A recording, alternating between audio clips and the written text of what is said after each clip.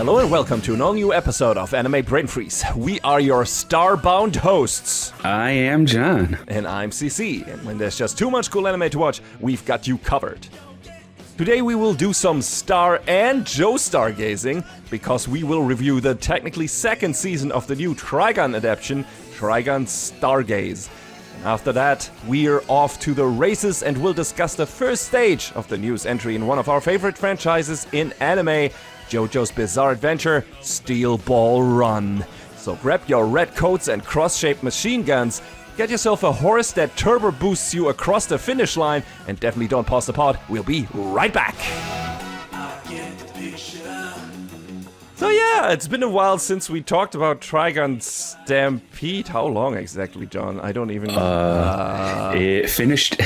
Stampede finished airing in March 2023.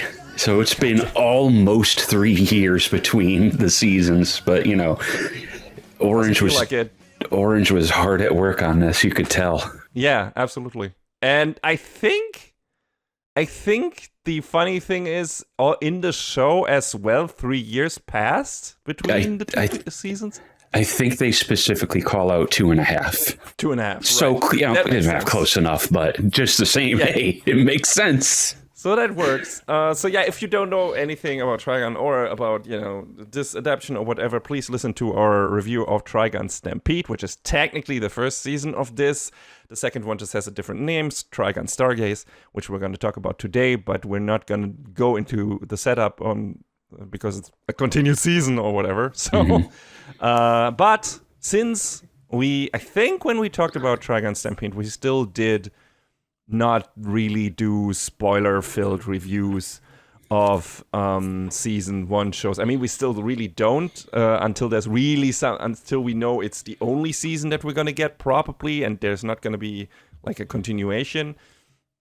And I don't think we thought we would get a continuation, so we didn't talk about super spoilerish things in Stampede, if I remember correctly.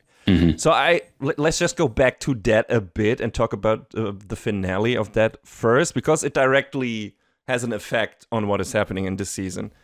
I mean, we knew it was going to continue because I think Orange said as such, but I think it wasn't known what the format was going to be, because it seemed like there were people talking for a minute like, oh, it's going to be a movie, it's going to be this, going to be that. No, it was an entire second season, so... Yeah. Exactly. I'm glad it is. I'm glad that we got that. I feel like the story deserved it. Also, just as, you know, to get this out there first, I don't feel like the second season dragged its feet at all.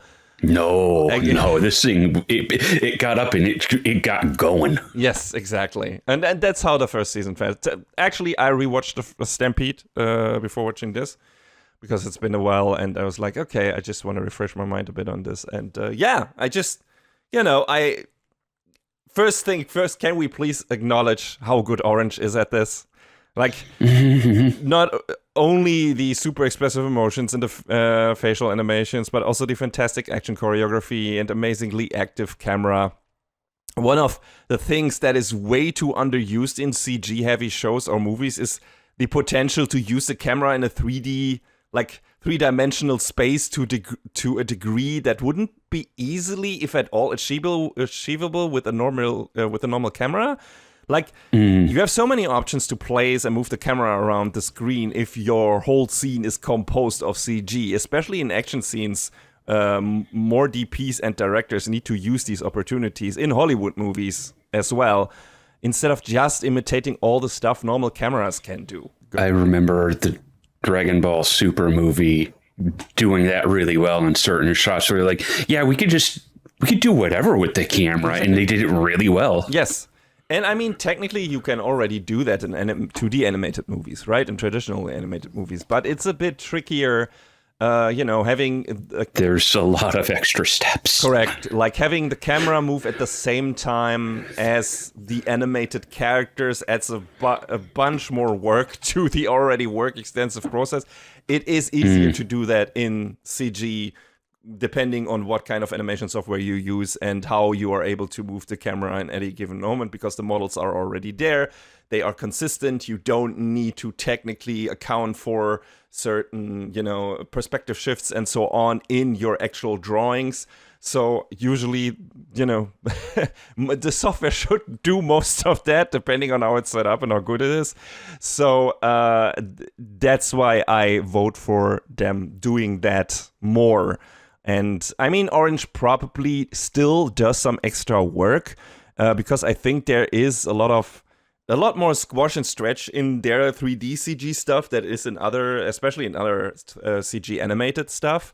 And I appreciate that. And I wouldn't be surprised if they need to do some extra things that to the models that are, that demand some extra work. Also, when the camera is moving and stuff like that, to have the right impact. And this season, like Stargaze, had a lot. I mean, not a lot more, but especially in the beginning and in the end, in the crowd scenes, you had more traditional animation.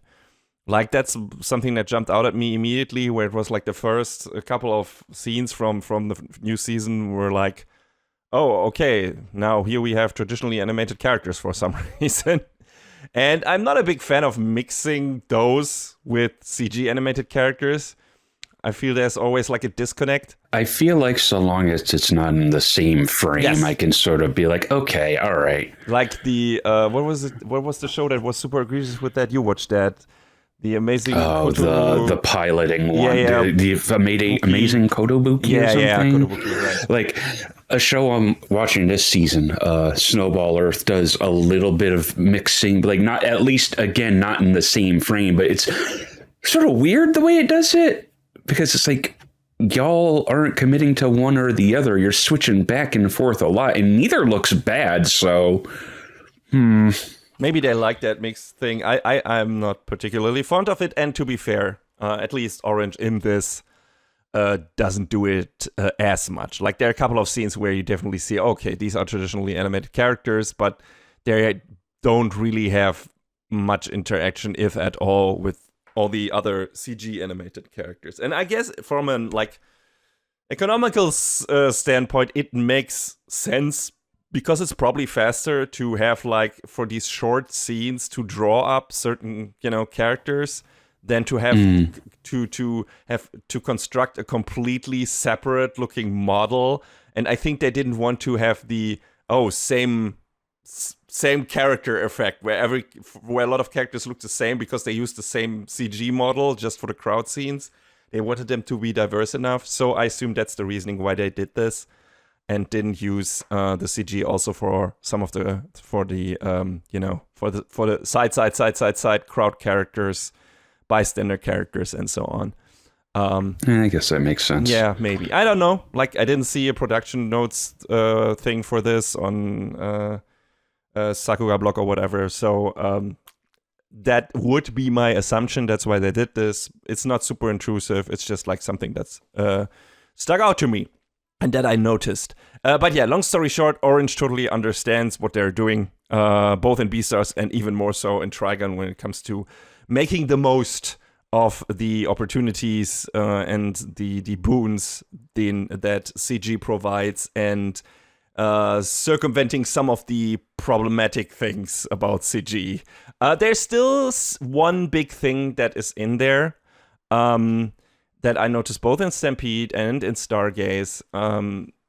They have like this super fluid animation in the fight scenes and in the action scenes in general. Like, it is very fast. It feels like high frame, like on the level of mostly of like a Disney movie or something, just with a different Pixar movie, just with a different style. And when they switch to the dialogue scenes, they use the standard anime reduced frame rate style, where the characters are jagging a bit across the screen. It is not super noticeable when they just talk, but you still see it. Yeah, you're right. I didn't really think of that before, but yeah. I don't know why they're doing that. I don't think there is probably not, like, in terms of workload or whatever, there's probably not a reason to do this. Maybe it's a style choice, because they're like, hey, this is how anime usually looks when it's in 2D. No, it doesn't. Less frames to render means less budget. Maybe, I don't know. I really would like to interview someone who's responsible for this, who's doing this, and would like pick their brain why they make that choice. Like if there's really a reason behind it in terms of actually this costing less. Because I don't know if that is really true. Like, especially in dialogue scenes. I could actually see it in action scenes because you had to use a lot more keyframe animation, even in CG, I guess, than in dialogue scenes. So, but there it's super fluid because probably it's, hey, this is the showstopper scene. This needs to look good, and in dialogue scenes, it's not as important. But also maybe you could do some stuff there with I don't know, frame interpolation or stuff like that. So I'm always surprised like how good this show can look, and then in certain moments it's like, why are these characters? Why is this so framey, so jaggy suddenly? It doesn't. It's like, to be fair, these are nitpicks, right? Like. Because the character faces are still super expressive. There is so much emotion in these character faces, especially when compared to other CG animated CG shows. You know, where you have just the flaps moving and whatever, and there's so much emotion in the eyes, in the eyebrows, in the mouth, in the face in general. Like the way it moves around, the hair is very well animated in a lot of scenes. So. You know, it's great. It's just, I see, okay, in the same show, I see moments where it's like, okay, this could look a lot better.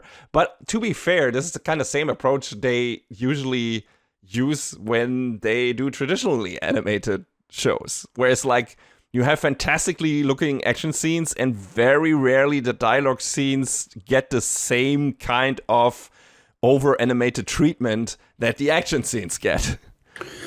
I mean, I guess so. Dialogue scenes don't really need that treatment, and maybe it's just an industry thing that's burned in so deeply. You know what I mean? Yes, sure. But also the thing is, in 2D animation, I can understand this, right? Because the action scenes need a lot of people working on it. They need a lot of work to be put into. To look as good as they do, so they don't have that much leftover to make the dialogue scenes look as well animated, and it's not really necessary, like you said. The question is, I don't know if that kind of rule applies the same for CG anime, where it's like, okay, would this require as many people to put as much work in it as in 2D animation when it comes to making the dialogue a lot like less framey and less jittery? Or is this just a setting where it's like, okay, we're doing it this way because this makes it more look like 2D traditional anime in the dialogue scenes, even though that is not necessary, just from a workload perspective.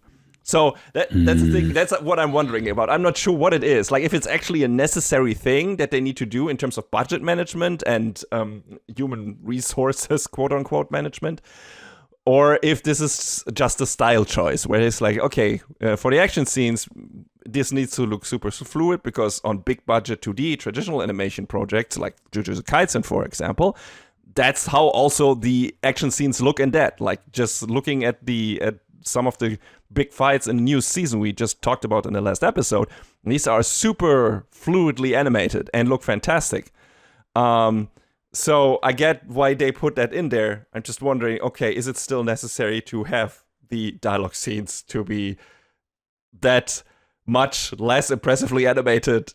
I get it more in the traditional animation version of this. I don't quite get it in CG. But hey, I also barely know anything about animation and animation production.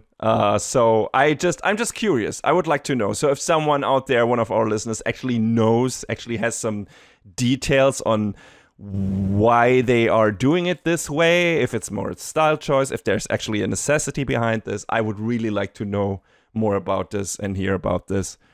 and read about it, why they might be choosing to do it like that, because it's noticeable. It's not breaking the show or anything. It's super okay. Like I said, the facial animations are so great that they make you completely forget that like the characters are weirdly jaggy and framey while they're moving in the dialogue scenes. But yeah, still very interesting. And a bit confusing. That's all. That's why I want to mention it too. Yeah, soundtrack still incredible. The one of the things that stood out to me in Stampede was the stop on ship 3, where we learned a bit about Vash's time shortly after the big fall, the first big fall. We get to that. Yeah, there was so great moments, and so many great moments in there, and every time Knives appears and the piano music hits and whatever, that's also fantastic. So soundtrack is amazing. And yeah, speaking about Knives, we didn't probably talk that much about him I didn't re-listen to our review, but I don't think we talked that much about Knives in our review, at least not about his final moments, I guess, in the first season, which we could have assumed were his final moments of the show, but really didn't, because, he's the main villain. There was a way for him to come back, obviously. But yeah, the best villains, in my opinion, I don't know how you think about this, are the ones who you can empathize with and whose goals are relatable. And I think Knives very much falls into that category. Would you agree?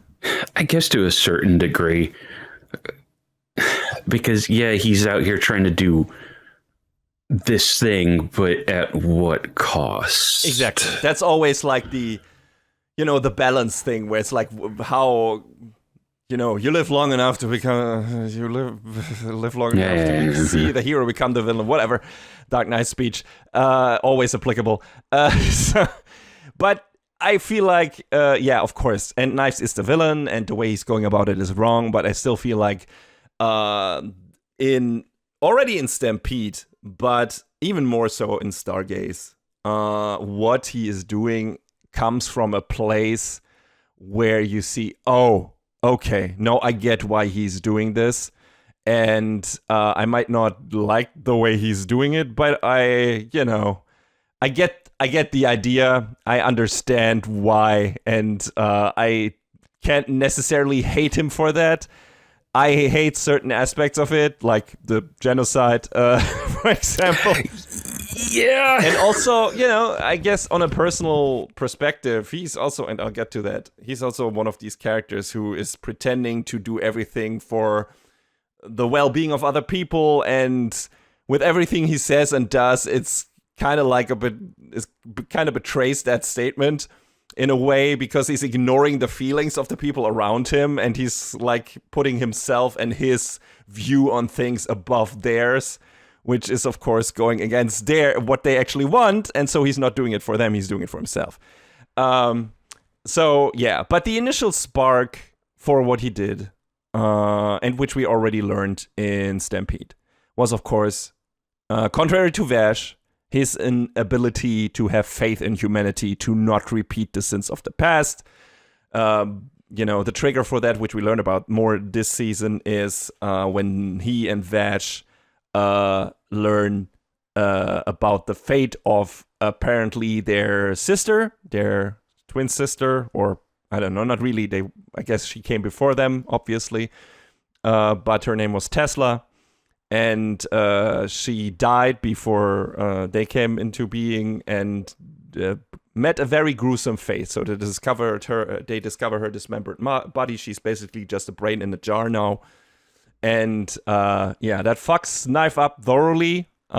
Understandably so. Yes, and there's a really fucked up detail to that we learn at the tail end of this season of Stargaze that recontextualizes one key relationship in this show, and I'll get to that. But yeah, mixed into Knife's motivation is, of course, fear for himself, for his own well-being, but also for the well-being of his brother, and also, of course, revenge for Tesla and so on. And, well-being of the plants. Although, again, he kind of betrays that in this season. And let's not kid ourselves. Both the humans in Stampede/Stargaze proved him kind of right mostly, and humanity in real life is proving him right every goddamn day. Like, if you look outside and in the news and on the internet, humanity sucks ass. Like, if you look at it from a certain perspective and you don't have the heart-wrenching human stories, that of our main characters and everything, you might think, you go do it, Knives. Like, we had our chance multiple times.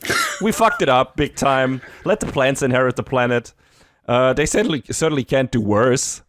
Now, where his motivation turns from somewhat altruistic to selfish is how he instrumentalizes Vash and, all the people around him, really, against their will, at least some of them against their will, for his own goals, which are the opposite of what Vash wants, which I previously mentioned. Like, in Stampede, we have the brainwashing sequence of Knives, where he tries to take over Vash, and he does state that he's doing it for his brother. And maybe he actually believes that, and I also think his happiness to have his brother forced back to his side makes him genuinely happy. Like, Vash being at his side again, because I think he was very alone. He must have felt incredibly alone most of the time after the crash without Vash around, because Vash ran away after he found out that Knives was responsible for the big fall. And even more so because Vash was able to connect to certain people during his long life, which Knives refused to do because he despises and fears humanity.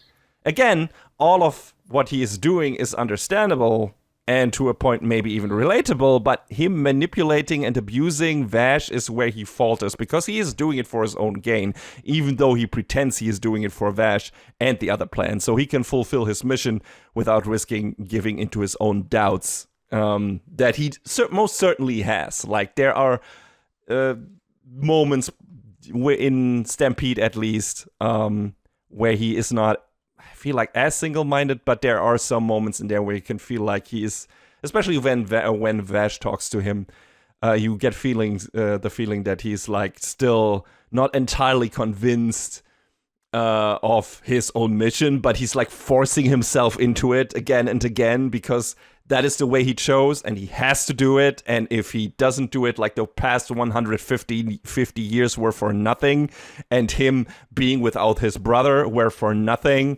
and him being alone all the time and not connecting to humanity and whatever. And he can't have that. Like, he can't let that idea gain traction in his head, because that would drive him even more insane than he already is.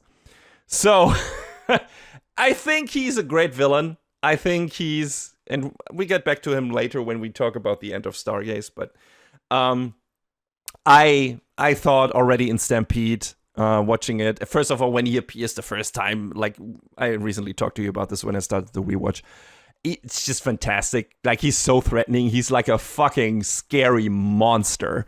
He's so much more imposing and has a lot more presence than the original adaptation, because when does he show up in the original? Like, in the last 2 to 3 episodes, and that's all we really see of him.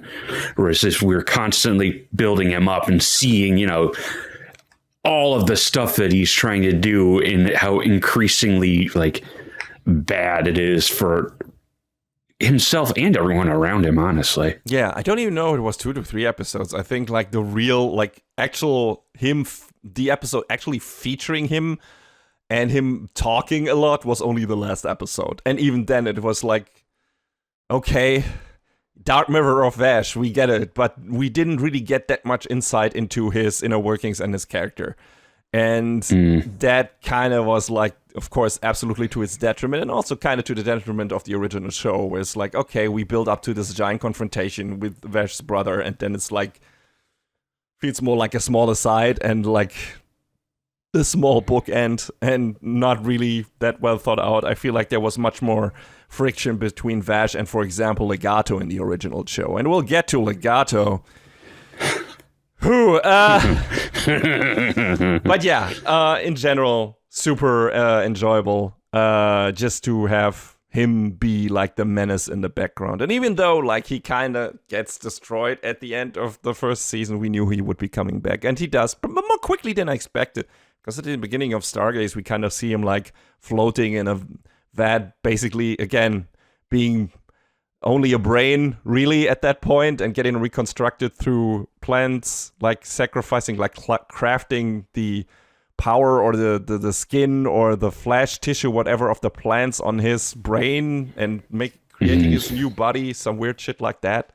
But yeah, that happens much quicker and we get cool shit after that. But yeah, another moment I really liked about Stampede was where Vash regained his consciousness in the final confrontation, and to symbolize him coming into his own, he got the haircut from the original show at that point, or from the manga. Yeah. That was really nice because he had a really different cut before, and then it was like...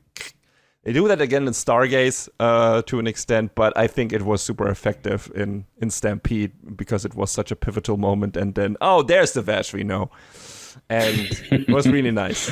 Doesn't get his epic, I don't know, Rob Liefeld inspired coat.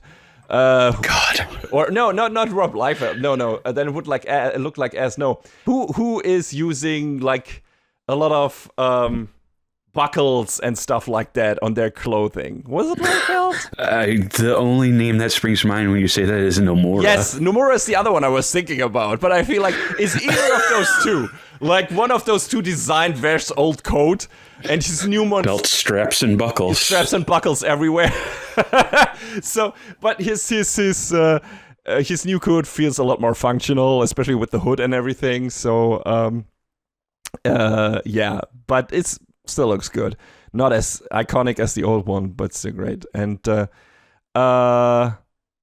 yeah, so that's kind of how Stampede ended is Vash beats Knives in a big duel in the sky and tries to unleash the power Knives harness to overtake No Man's Land, the planet they're on, into space, but that doesn't quite work out. It backfires a bit because at the cost of his own life, or so it would seem at that moment, Knives kind of blocks it and redirects Vash back to Earth, so the whole city gets destroyed. That they had their Knives at his headquarters in July, and that is the fallout from that season, because everyone is like, oh, okay, Vash the Stampede destroyed that city, and technically his bounty got raised, and he's disappeared since, and Meryl is now on her own after Roberto De Niro got killed in the previous season. She is now the head reporter, I guess.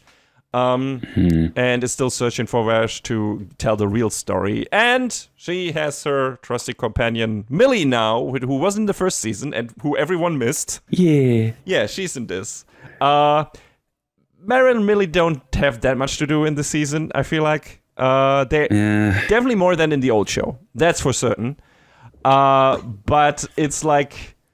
it's a short show. It's like 12 episodes. And I get it. We had to focus on Vash. We had to focus on Knives. We had to focus on Wolfwood and his relationship to his brother, quote unquote, to make it resonate to the problematic relationship between Vash and Knives, and so on. And all of that makes sense, and I get it. But to have our two main female characters kind of sidelined and get almost no character development whatsoever is a bit of a bummer. I mean, I don't know if there's any in the manga, really, aside from going after Vash all the time, but there were like these small moments in Stampede where I felt like, oh, they're gonna do a bit more with Meryl this time around. They're gonna have her and Vash having a more complicated relationship, maybe, and her having more of an influence on him, maybe, than she did in the old show and whatever. Her having more of an integral part into how things develop in the end. And they, don't get me wrong, they're part of the action a bit, especially, and have some influence, especially when it comes to one of the side villains, but not that big. And they do a very interesting thing with Millie at the end, where it's like, oh, okay, is she? And she's not. There was a bit of a weird red herring, like a fake out. It's like, okay, that would have been actually super interesting and neat, but also who knows if they would actually have done more with that beyond it. And so they didn't. She's not a worm, everyone. She's a worm wrangler.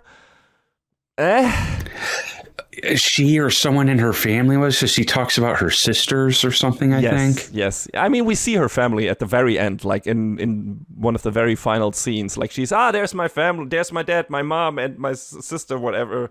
And you see like the whole bunch of the Millie family. It's like, oh, she didn't make it up. And you see. I mean, she would have no reason to make it up. Yeah, but it just, she felt a bit more like a mystery in this, and it was like, okay. And you see Meryl's family too. She has a butler for some reason. Must be nice. I didn't know she was loaded. Did they mention that before? It was pretty fun. Pretty funny, just that the show just dropping that on us. It was like, by the way, here. She is rich. Okay. I mean, considering the quantity of guns she carried on her in the original, I guess it would stand to reason that she has some amount of money. Yeah, apparently. But yeah.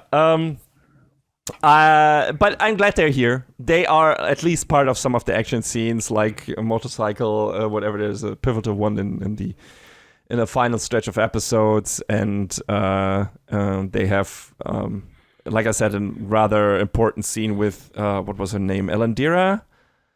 That's her name, right? I believe so. Yeah, one of Knife's gang, who I don't even know who she is. Like, is she also a plant or just an orphan? Or I forgot how she actually came into his group. I know with the rest of them, but for her, given how much screen time she gets, I didn't really know where she came from. When she was introduced in Stampede, I apparently didn't pay enough attention. I was like, okay, wait, where? And she looks a bit similar to Zazie, the worm girl, in certain parts anyway. Yeah, because I guess she's not technically one of the gung-ho guns, but... Yeah, but also I don't know. She's very devoted to Knives, that's for certain, but I don't know how she actually came into the groups, into his group, and I forgot to look it up. But yeah. So we're now in Stargaze territory, of course. Gotta say, John, not a fan of the new OP. Yeah, the first one was a bit stronger. Yeah, absolutely. It's way too upbeat. It's way too generic anime OP. Like, it feels very like, okay, this... I don't feel like this conveys what this show is. So... Yeah, because the first one is so mellowed out and, a little more... what's a good word to describe it? Just the fact it's a little more downbeat, because this is a little more serious compared to the original show. Like, we still have some brief moments of levity, but this is like, nah, this is serious. Especially, like, at the very beginning when Vash is still in the funk, which he is. He gets rescued by a guy named Hoppert, who I think was part of the Gang Ho Guns in the original. But he's not in this. He's just someone whose girlfriend / wife / someone he saved and who meant a lot to him got killed when Vash or Knives destroyed July, but Hopper thinks it was Vash. So he rescued him to fight him, I guess, and kill him, but also maybe let him live so he can live and suffer. But yeah, so the beginning of Stargaze is pretty dark, and then you have this jarring contrast of an OP, and also later in the season when things get very serious again, it also feels a bit misplaced. The ED, although I like it more, also in certain parts. I remember there was in the second to last or one of the later episodes, there was definitely a weird thing where something very dramatic happens at the end of the episode, and then a very upbeat opening. But I mean, that happens in anime. You cannot have like the perfect ED or OP for every episode, but just in general style, you should maybe try to get there. I mean, the king of inappropriate EDs will always be Happy People from Bleach. That's unmatched. Because there was so many moments that were like so fucked up, and then it ended on Happy People, and it was like, what the fuck are you doing? You just gotta pick yourself up and be happy. Yes, yes. When some person just got murdered, it was funny. Don't get me wrong, but the thought process behind that eludes me. But yeah. Anyway, so like I said, Vash got saved from Hopper. He seems to be in an almost catatonic state. He doesn't seem to remember things and so on. And then new character Jessica. From Ship 3, which got attacked by Legato Stooges. So she gets sent to find Vash. And she didn't appear in Stampede, I think. But gets kind of like retconned into the story in Stargaze, where it's like, hey, we met before. I met Vash before. And also, she apparently has a crush on Vash, I guess. And, things like that. It's so weird considering how young she appears to be. I mean, it's innocent, absolutely, because Vash also doesn't like reciprocate the feeling. I'm glad he's just sort of like, okay, kid, sure. Yes, exactly. He's like, okay, this kid is just, okay, all right, it's fine. He's treating her the absolutely correct way. It's like, it's not overindulging her or anything, but like she cooks him a meal and is super happy, watches him eat and so on, and he compliments her and stuff like that. But he doesn't entertain her every whim. And so, yeah, but she's here and she's on the search for him and finds him at Hopper. And then basically Hopper somewhat not seriously threatens her and to make Vash / Eric's, who he is at that moment going by, that's his name that he's using, which I think also happened in the old show. I think the destruction of July also happens at the midpoint there. I don't know. Some city got destroyed, and Vash blames himself for that. And I think that's also the moment where he takes on that persona. I don't know who rescues him there, if it was also Hopper. I don't think so. I think it was someone else. I think they joined these two characters in this. As far as I recall, Hopper was very much a throwaway character in the originals, so I don't remember the details of that from the old show. No, I think it was just some other character who then had, got the thing that Hopper got in this with the reasoning of the person who died or whatever in the attack, in the destruction of July. But of course, Vash wins that fight, and also that is what, like, the Jessica being threatened is what brings him back into action. So this kind of plan of Hopper worked, I guess, and he just is happy to die, knowing that Vash will live and suffer to atone for his deeds, which weren't really his deeds, because it was fucking knives. So.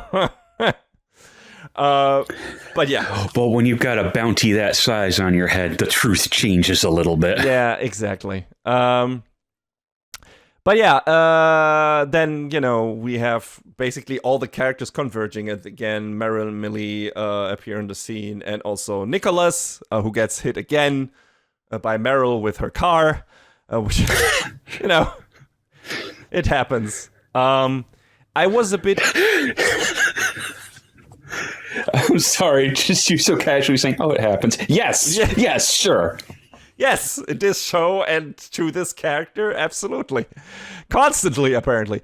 But yeah, in the beginning, and when we had the traditional animation mixed in, and it was more dialogue focused in the beginning, and the fight against Hopper was okay, but it was not super impressive. I was a bit worried that the animation quality would be a bit downgraded, maybe because they had less time or whatever from the first season to the second.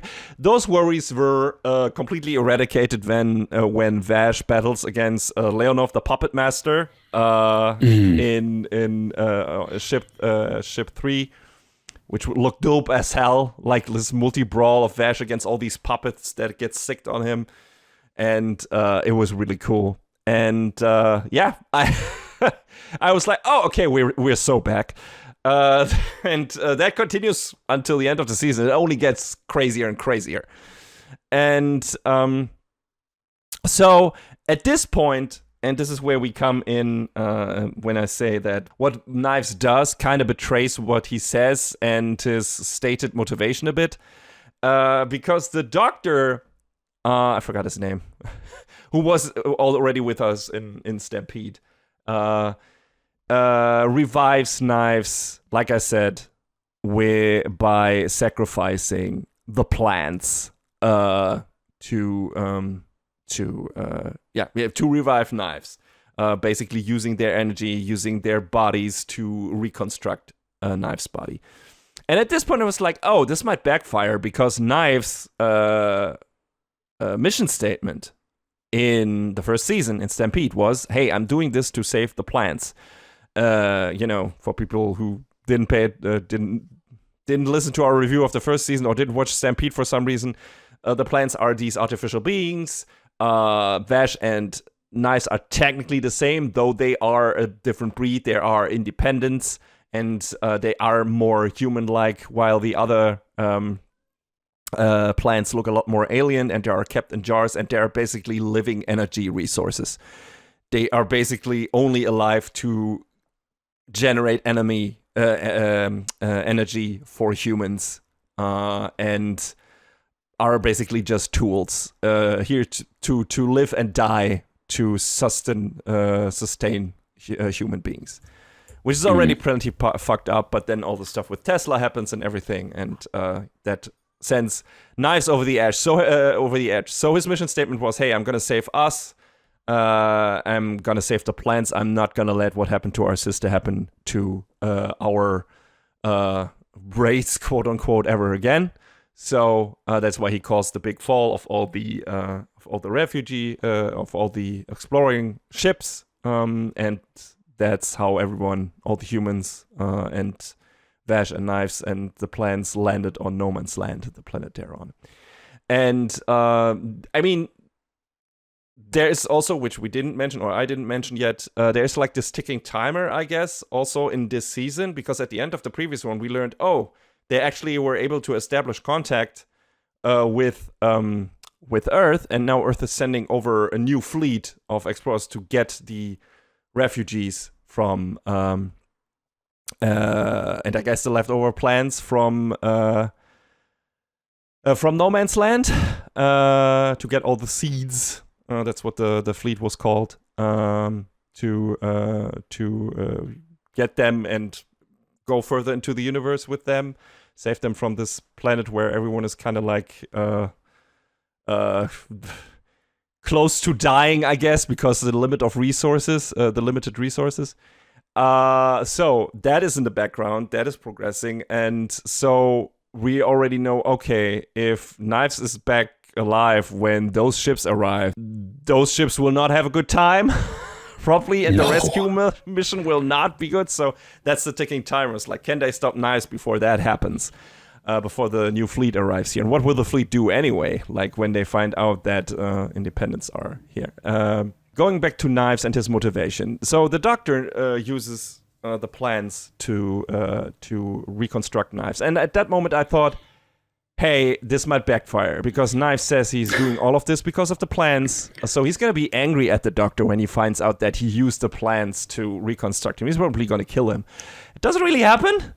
Like, yeah, I mean, I don't know. Maybe Knives' thought process is that I'm saving the plants by becoming one with the.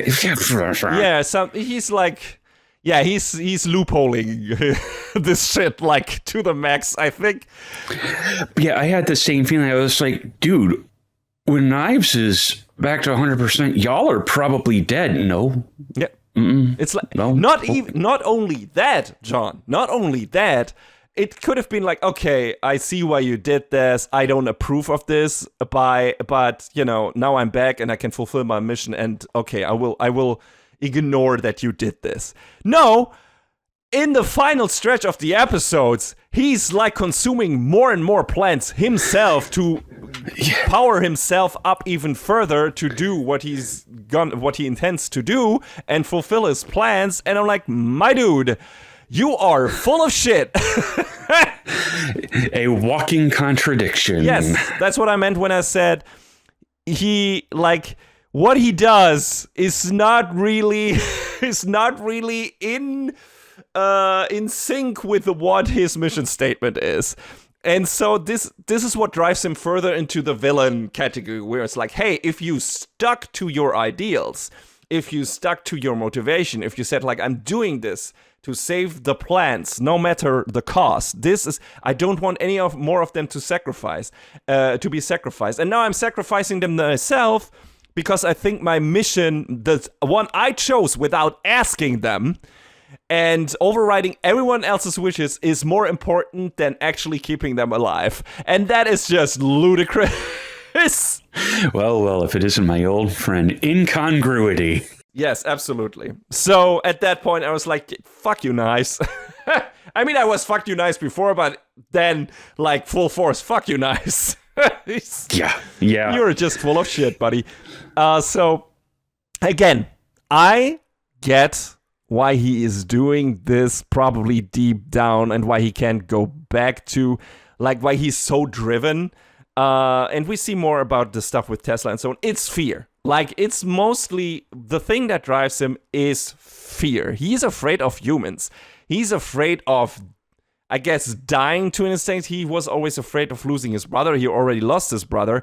Like, he is afraid of admitting to himself that he chose the wrong path. That what he did, like sending down the fleet, killing Rem and so on, was the wrong route to take. But he can't accept that anymore because he already did put so much time into this and so much effort. And I mean, he probably deep down still has some kind of, consciousness. Like, he knows some kind of moral compass, which was the initial trigger for this. Like, of course it's wrong that his sister got killed. Of course it's wrong that the plants are getting abused. And his moral compass was rightly adjusted in that moment. He just then went too far and made the wrong decisions, of course. But he can't accept that because this would completely sabotage his mission and would basically say, hey, all the things you did, you were doing, you were the bad guy. And he can't accept that because in his eyes, he's the good guy. He's the guy with the noble mission. He's the guy who is gonna do good for his people. So he can't be the bad guy. And if he admitted to himself, hey, I did something wrong here. I killed all these people on the ships for nothing. I doomed all these people who are living on no man's land now to extinction to a degree. I also probably killed a lot of plants. I doomed them to a fate that is worse than they would have had on the ships. And instead of, trying to form a bond and connections with humans and trying to convince them that there needs to be a better way than to abuse the plants, I chose this way, and I basically made things 100 times worse. And he can't admit that to himself. That would make him the bad guy, in his own eyes even though it's more complicated than that, so he can't go back to it. So, of course, he's so far over the edge at this point. He's like, no, I'm gonna use the plants because, like you said, we all belong to the same people anyway, and it's also their will, and I will save all the plants that come in with the new fleet, so it's absolutely worth it. He's justifying all this shit to himself, so he doesn't have to admit to himself that he is the bad guy here. So, yeah, again, I get all of that. doesn't make what he's doing any better. Especially at this point when we realize what he's doing. So, yeah. But cool. Yeah, I like that there was a development in his character. Like, even though it was a pretty straightforward one into one direction, and there was not really any back and forth, which I would have hoped to be there, I guess, in his conversations with Vash. And Vash definitely is the one who can get some reactions out of Knives and try to gets him close to reconsider and close to questioning himself. But Knives always forces himself back into his old, like, modus operandi and his own old state of mind. So he doesn't have to confront his sins, which he doesn't want to do, which I guess is also part of the whole underlying Christian message of this show, which is not really underlying. Like, it's not subtext, it's text. Like, everyone is throwing around crosses and whatever. Like, Vash is obviously, like, I mean, Nicholas is quoting scripture. Vash is obviously a kind of Catholic faith, maybe inspired, or at least Christian faith as inspired pacifist. And, you know, all of that is obviously in there. And admitting the sins that you did and trying to atone for them is part of that belief. And since Knives is not willing to do that, he's the bad guy. At least when it comes to the religious perspective on this show, or of this show. So it makes sense. It all gels with each other. It's very consistent with the text of the show. I guess I didn't really have that read on it, but now that you're saying it, yeah, it makes a lot of sense. The creator of the manga, Naito, is a Christian, I think, which is not that common in Japan. Really? Yes, I think so. Well, I mean, I knew it wasn't common, but I think he converted to Christian faith. I'm pretty sure. I would need to look it up. I don't want to give any idea, but I think, I mean, you can do it on the side while I keep on talking. But I think he's a Christian. This is his view on the whole thing and the idea of pacifism and the idea of faith, which is a very central thing in this show. Again, Vash has faith in humanity. Knives doesn't. And their ideals clash with each other. That's, of course, a big part of this. And I think this is Naito working, you know, through his faith and showing his view on that and on Christianity, and even with this show. I'm seeing something here that I guess it's not really. At one point, it was written that he grew up Buddhist. Yeah.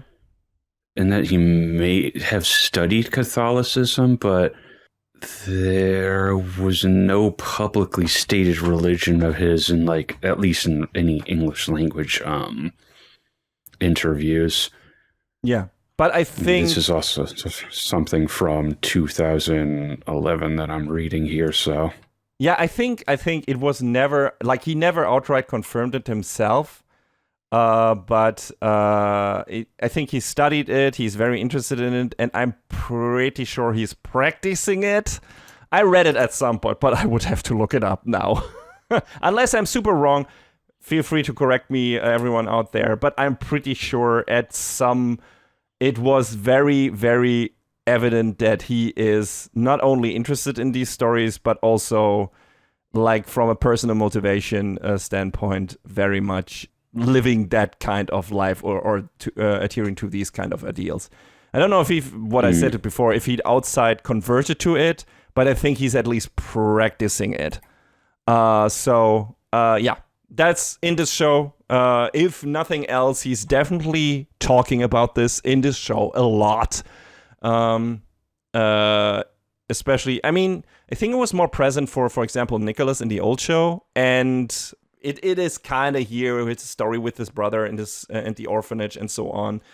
And it's definitely here for Vash. I mean, all the pieces are there. Yes, absolutely. Finishing up that X-course, Mid-Valley, the Horn Freak, gets introduced in this show as well. And he was in the old show. Yeah. I feel like he gets a bit more of an interesting role in this adaptation. If I remember correctly, in the old one, he was, again, one of those throwaway villains. Like I said, if I remember correctly. It's been a while since I watched the old show. But in this, he's like very much, he doesn't want to be here. He's being almost openly antagonistic towards the rest of the gung-ho guns. He's very afraid of knives. We learn why. His band was killed, like his companions were killed by knives because he wanted to make use of Mid-Valley's power, which is like he can use sound waves out of his when playing his weird saxophone. He is in this, and he and the gang, the gung-ho guns, attack Ship 3 to abduct Vash and, I guess, the plants, both needed to fully reconstruct knives and fulfill his plans. We get a nice callback of Vash deciding to get the haircut from the end of season 1 to show his determination, and we see black in his hair. Not only his, but also Knife's later. We learned that this is a sign of them using up their power. Like, apparently the power of independent plants is not unlimited either, and they've used their superpowers, like their ability to reach beyond this ominous gate, where on the other side is where they, I guess, they came from originally, or the plants came from, or whatever. That's where they can reach to, and every time they do that to use their powers, they use up their energy, and when their hair becomes entirely black, they're much closer to actually dying, or at least getting closer to a, like, let's say, limited lifespan, which they're technically, before they're kind of mortal, but when they use up their energy, I guess they become more normal humans than they were before.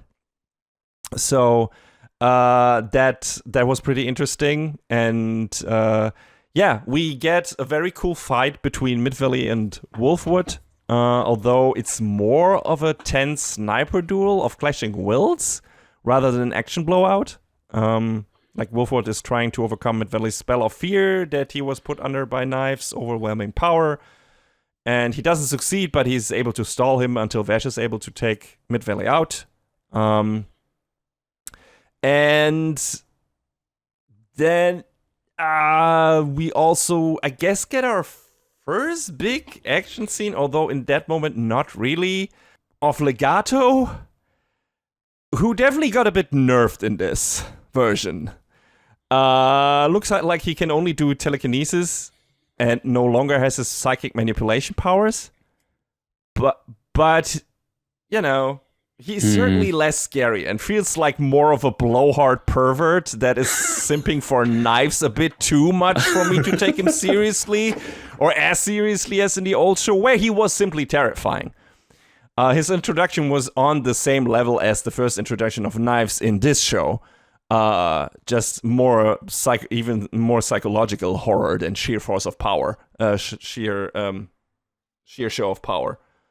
And but yeah, as I've said in the review of the first season, the show is its own thing, and this interpretation of Legato still works. If you watch the old show, you've seen an, my opinion, better version of him, but that doesn't invalidate this version. Though he gets stepped on by Elendira, which makes him pretty much a joke in my book. He also goes down like a bitch. Like, there's, in the final set of episodes, there is this amazing fight. To be honest, to be fair, there's this amazing fight of him against Livio, against Wolfwood. Like, they have like this multi-stage battle of handicap battle. Him against those two guys, and this weird android creature, whatever, Ninetales and his different incarnations.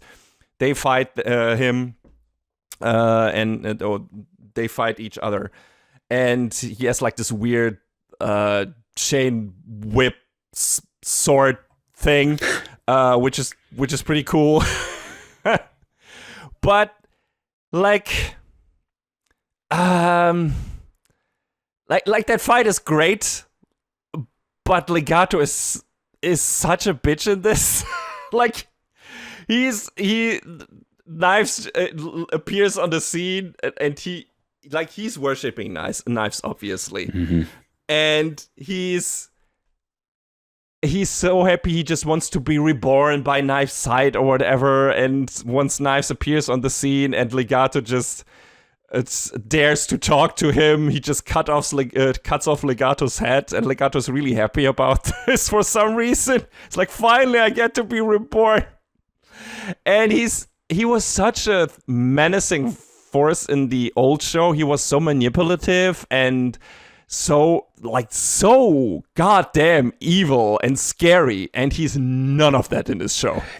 And the original seemed a lot more mysterious and brooding and dark, and in this week's just like, Knives of Summer. Oh.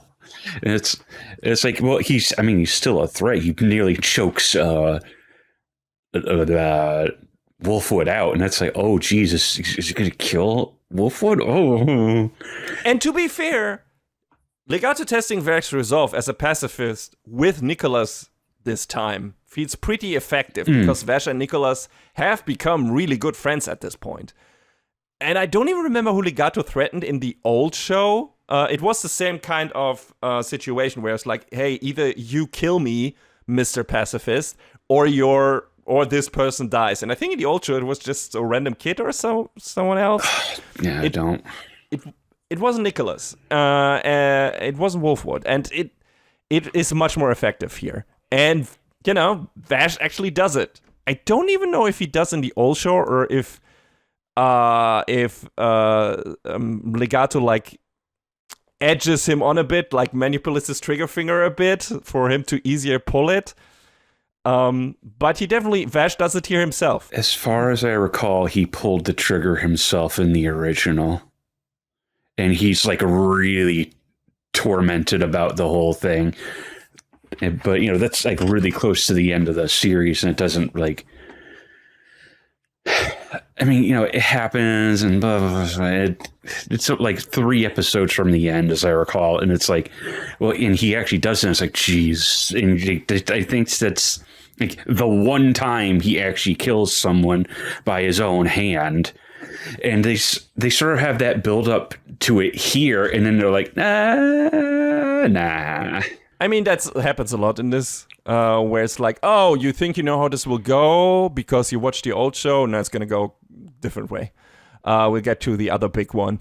But yeah, it's like he shoots and Knives appears and blocks it for whatever reason, because he then kills Legato himself.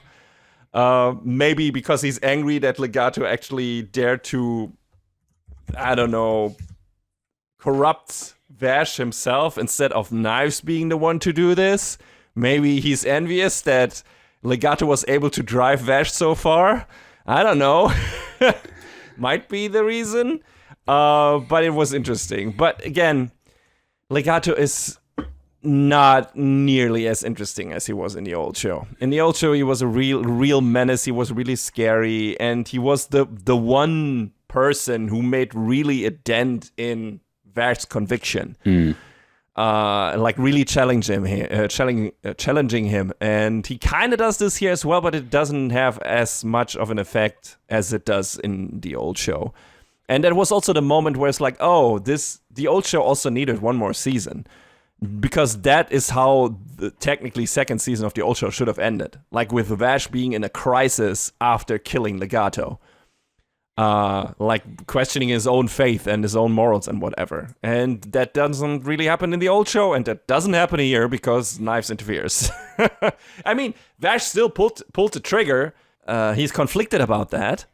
But it doesn't result in the death of a person. At least not by his hand. So, I guess it doesn't have the same powerful effect as it does in the old show. It's not as dark. It's not as emotionally harrowing and whatever. But it's also understandable because that's kind of either in the final or in the penultimate episode of the season. So we don't have time for this, apparently. But yeah, that's it for Legato. He's not really important in this season. He's mostly there to be a weird pervert for Knives and getting off on Vash resisting his power and just spouting weirdly theatrical monologues and whatever. So didn't like him that much in this. Yeah. Liked him a lot more in the old show. But hey, it's still okay. He works as a muscle, I guess, to an extent. Again, and he makes for a great fight, like at the tail end of the show. That fight was really amazing. It was well animated. There was like this cool moment where Livio and Wolfwood surf down a slope on sand while fighting and switching weapons and throwing each other around, and it was just fucking insanity, and I loved it. I thought for that alone, and their the choreography in the fight against Legato was amazing. Mm-hmm. So hey, I'm glad he was here just for that. Speaking of Livio, he's a character that was not in the old show. He is in the Trigun Maximum manga. So he's a new addition to this. And we already get introduced to him in the first season, where he attacks Wolfwood and Vash on a ship, and has like the Livio the Double Fang or whatever. He has the same gun technically, although with a slightly different equipment than that Wolfwood has this big old cross. One side shoots machine gun bullets, the other side for Wolfwood I think shoots a laser, plasma cannon, whatever, and for Livio he shoots I think flamethrowers. And they apparently grew up in the same orphanage, were connected by the hip from a certain moment on. At least Livio was really like the little brother character to Wolfwood. Wolfwood always looking out for him, and when Wolfwood went with the people who were working for the doctor, augmenting his powers and whatever, which made him kind of, I guess, invulnerable when he sipping that weird liquid stuff, health potion that also makes you age faster though. All these powers and everything that he can use, he got there, and Livio followed him and apparently also got experimented on, but wasn't nearly as mentally stable as Nicholas, because Nicholas also had his faith, I guess, which again feeds into one of the subjects of the show. Livio didn't really have that once he wasn't with his big brother anymore, so he completely succumbed to that and also created a second personality, Laszlo the Tri-Punisher of Death. Boy, what a name. What a name. Well, I guess was amazing. We're going from the Double Fang to the Tri-Punisher. Yes, which also really weird thing, like with the naming in this show, like Punisher. Like I thought Punisher was the code name for Wolfwood in this, which makes sense with Naito's preference for American comics and so on. But at some point, people are also calling the gun the Punisher and calling Wolfwood the Undertaker. So what is it? Like, please decide. It was a bit inconsistent there. But yeah, he also has these Punisher guns and has two of them, and then he later appears, like that's how he appears in the first season, gets ostensibly killed. But hey, nobody stays dead in this show, so he returns in Stargaze, and now has his second personality, his weird big personality, is at the forefront. He has a crazy haircut, and then has 3 arms and fights Wolfwood, and I don't know if Vash is even in that fight. I think so, at least in the beginning one. Yeah, partially. Yes, but hey, Wolfwood manages to get to get through to Livio's original consciousness, his original character, and convince him that he doesn't need to be a friend anymore and that he's not alone anymore. And Livio is able to basically get rid of Laszlo, because he's like, hey, I don't need you anymore, really. I'm fine. You can rest now. I'm sorry I put all that shit on you, like all the emotions, the sadness, all the loneliness. I put all of that on you. I created you so I could cope with feeling that. I don't need this anymore because I got my brother back. I'm better now, and so you can leave. So yeah, that works. And the fight Wolfwood versus Laszlo, the first one, is incredible, and yeah. So that's cool. And then Livio joins the gang, cuts his hair off, only has 2 arms again that he uses, but he then Wolfwood have this amazing fight against 9 Lives and Legato, which is a sight to behold. And also we have a great gag where Vash is trying to go for ship 3, go there with a motorcycle. He absolutely doesn't know how to ride a motorcycle. And then Livio takes over and I'm going to do it. And everyone's like, oh, great. And then he does the same. That was such a good He almost bit. dies too. That was great. But he eventually arrives after, taking a lot of wrong turns, which is also very fun in itself. So he's doing some good, worthwhile contributions. He's in general a worthwhile contribution to this show. Like he was a very interesting character to have in the first season, and to get more of Wolfwood's backstory, and then even more so in this season. Like his interactions with Nicholas are some of the most interesting and potent ones in the show from a character development standpoint. Mm-hmm. And I really like their dynamic and their backstory. And like I said, I think it mirrors the relationship between Vash and Knives and comes to a much more healthy end. Then, I mean, I guess there is some redemption there for Knives at the end of this show as well, maybe unearned, but it's I felt like the whole thing between Wolfwood and Livio was very nice, like considering how much shit they went through, and then by the end that they actually that Nicholas got him back, and that Livio got Nicholas back, and they're this team, and then they're fighting together against the bad guys. That was just awesome. It felt really good. I was really happy for them. I was like, yeah, the boys are back in town, I guess. So it was really nice. I liked Livio a lot, and his personality, his Lasso personality was also very fun, because Lasso is also a big old pervert, just like Legato, but in a different way, in a more fun way, I feel like, and not just a pathetic way. And yeah, so yeah, very cool, very cool. Liked this addition to the show, and I like that he got even more featured even more in the second season.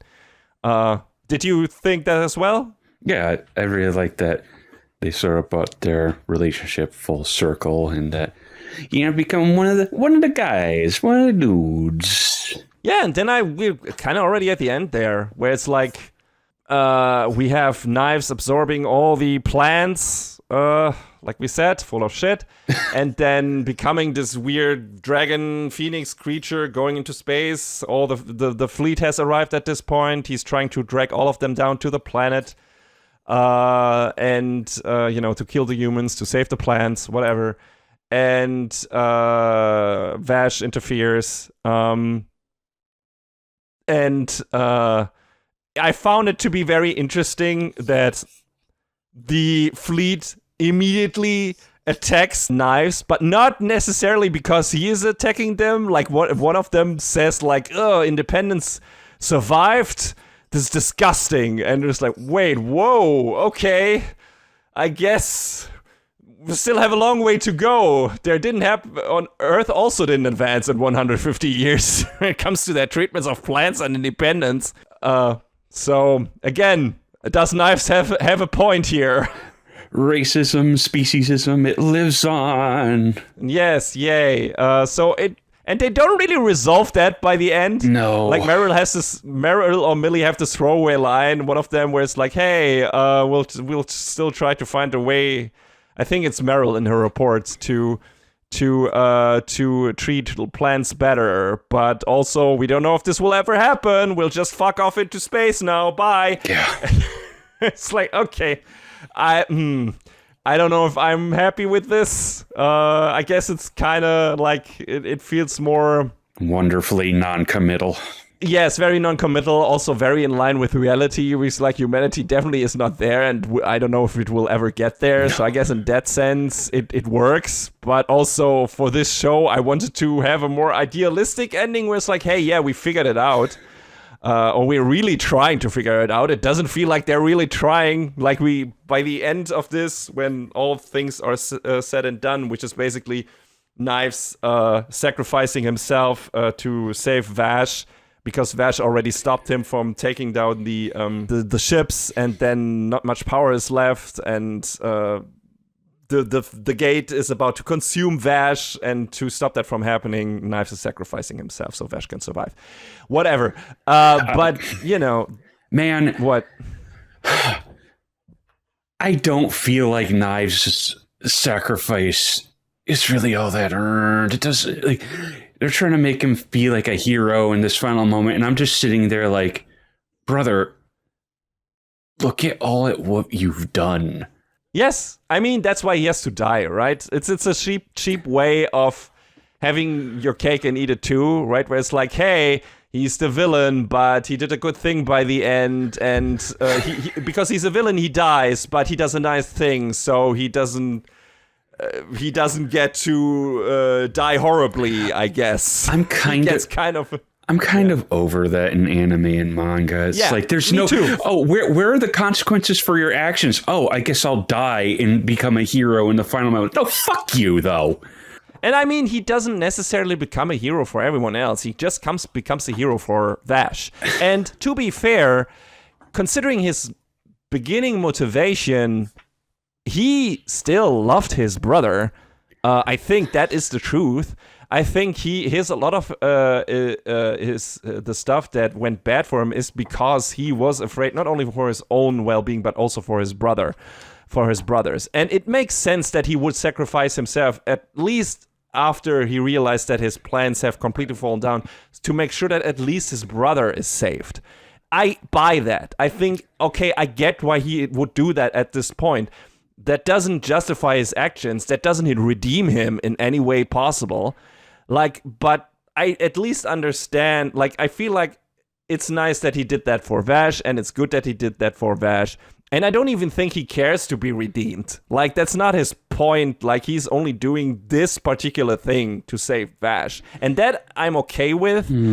I don't know if the show is trying to make it look like, okay, now he's completely redeemed in the face of everything he did, maybe. And if that's how it is, that is definitely a read. And if that's what the show is trying to do, I'm on the same page with you, John. I think that's bullshit. Because that's definitely not earned. But at least when it comes to his relationship to Vash and him doing what he did, at least partially for his brother, even though he absolutely went about it the wrong way. He didn't consider his brother's feelings on the whole thing. He was completely narrow-minded. I think it's still okay for me to accept that he got to do at least this small little thing for his brother. Although that's also not what Vash wanted. Again, he wanted to go together with his brother. He was okay with dying himself together with his brother. And again, Nice went against his feeling because it's like, hey, okay, you at least have a future on this planet. I don't. So I think ultimately this was the right decision by Knives, because that is true.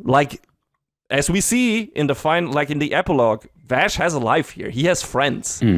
He can have a happy life now, if he wants to. So that a life that he's earned. So I feel like that there is merit to Knives' sacrifice, even not to redeem him, but just to save Vash. And even going back to Knives' motivation and everything, I feel like his downfall is that he does not understand the feelings of everyone around him. Not his henchmen, like the gung-ho guns. You see it with Elandira, right? He is with him because she's devoted to him, because he believes in what he believes in. But he doesn't care about her. He doesn't care about Legato, even though that guy is completely devoted to him, to a ludicrous degree. And, everyone, the Doctor does things because he is also, he's trying to make up for past sins, because he's one of the people who did the shit to Tesla. Which we've, we get the full horrible truth. What happened to Tesla in the final episode or the one before that, I think. When Knives again takes over Vash's body or puts Vash's consciousness into his own body. And we learned that Tesla was determined to die at some point, because she was, I guess, not a fully completed version of the Independence yet, and her power would be running out much quicker. And then a tribunal of the people, the humans on the ship, decided, hey, we can either live her out the rest of her remaining days in peace, or we can vivisect her to learn more for the future. And they decided to do that, and nobody protested, not even Rem, Yeah. And that was the thing I was talking about at the beginning. That was really interesting that they recontextualizes that relationship, because Rem was the same figure from the very beginning of the show. And she was portrayed like that. She was hey, she was there for the twins in flashbacks. It looked like she was there for Tesla. She was this mother figure. And Vash was completely enamored with her. She was, for all intents and purposes, his mom. I feel like Knives, even before he learns the truth, has a much more has a much colder relationship to her. He is not as infatuated with her. Vash definitely is, because he's in general much more of an emotional character, or is able to connect better emotionally to humans. Knives can't do that really. And we learned that she did not object, for whatever reason, to this shit being done to her proxy daughter, I guess. And that is, we see these flashbacks that kind of put Tesla into moments that we see Rem having with Vash and Knives before. So we don't know how much of that is Knives' memory, how much of that is Vash's memory, how much of that is really Tesla's memories. We don't really know if Rem had the same kind of relation with Tesla that she does have with the twins. So maybe she didn't even have that with Tesla, and her relationship with Knives and Vash is part of her making up for her not objecting to Tesla being vivisected, being killed in this horrible way, or not even killed, partially kept alive to be studied, which is the real horror about this. And her then, even though Rem knowing that this is wrong, but her not having the courage to speak up against the other crew members. And so I'm not quite sure what this is. Again, I like that this makes the relationship between Vash and Rem more complicated, and her remaining on the ship more understandable, because I think Vash says as much. It's maybe her staying on ship was her way of atoning for her past sins. But also maybe having the relationship she does with Vash and Knives is also part of the atonement already. Because maybe she didn't have that kind of relationship with Tesla, even though she should have. And maybe the flashbacks are just, what the flashbacks we see are not really with her and Tesla, but just, echoes of what she had with Vash and Knives, because we already see that. So, both could be true. Maybe not, maybe nothing of it. But again, I like that they didn't keep her this same figure and make it more complicated. There's not this easy view on this character. And I feel the same thing about Knives. I feel like as clear-cut as his bullshit is at the end of this, and as narrow-minded as he is, and as mission-driven as he is, losing sight of what he actually is supposed to do, what it means to do the best for his brother, what it means to do the best for the plans. Losing all of that gets out of focus, and he's just focusing on his very simple mission statement: I'm gonna kill the humans, and I'm trying to save as many plants as possible, but to do that I also have to kill some of them. As much of that it is in there and makes him a clear-cut villain to a degree, there's still these moments in there that I liked where it's okay, I think he does actually care for his brother. And he is actually doing this because he's afraid himself, because he was an afraid kid when he realized what the people on the Seeds ship did to his sister. And of course he would be afraid for his own future. Of course he would, as a child, even though you were an advanced, a superior child, I guess, you would be afraid what could happen to you in the future. All of that is very understandable. The problem is he recontextualizes nothing of that. He revisits nothing of that when he is an adult. He never does any kind of, at least we don't see it, any kind of introspection. But it's still interesting that he's a bit more of a gray character, and especially that Rem is that as well. The Doctor, of course, too. You know, he was the main person we see in the flashback who made the decision, who even brought up the possibility of keeping Tesla alive in a vivisected state. Mm-hmm. And of course, him realizing at some point what he has done and having big regrets about it, and now being like, okay, I'll do I suck. Humanity sucks and I need to do better, so I'm gonna do what Knives wants to do and save the plants because I did so much damage to them and caused so much pain, and this is my way to atoning for that. Also not the best choice. There were other ways, but I at least understand his character. And again, Knives not understanding the feelings of all these people around him is, I think, his downfall. First and foremost, he doesn't understand Vash and not the other plans, because it's very evident by the end. I mean, with Vash, even in the beginning, he doesn't want what his brother wants. He tells him that, but Knives doesn't listen. But even more so with the plans, and probably Tesla as well, we just see, like, he's trying to use, to revive the plans with his power at the end, and it doesn't work. And it feels like it's partially not working because the plants don't want it. And they don't want this kind of, I feel like, responsibility. And also, Tesla, at the end when we see her saying goodbye to Vash in a moment, and when we see her when he dives into her, when he's part of Knives' mind and of her mind, because Knives put a fucking part of her into his heart, into his chest, which is super fucked up. You see her eye in his heart, I think, at some point when his chest is open, which is ridiculous. Mm-hmm. But when he dives into her mind, and when she says goodbye to him, when all the plans fly into space, or their consciousness anyway, she's just happy that she is free. Like, she didn't want to be part of this revenge mission, this liberation mission of Knives. She just wanted to get out of that fucking tube and wanted to die and wanted her soul to be released. And he didn't grant her that. He used her to further his own, like, to accomplish his mission.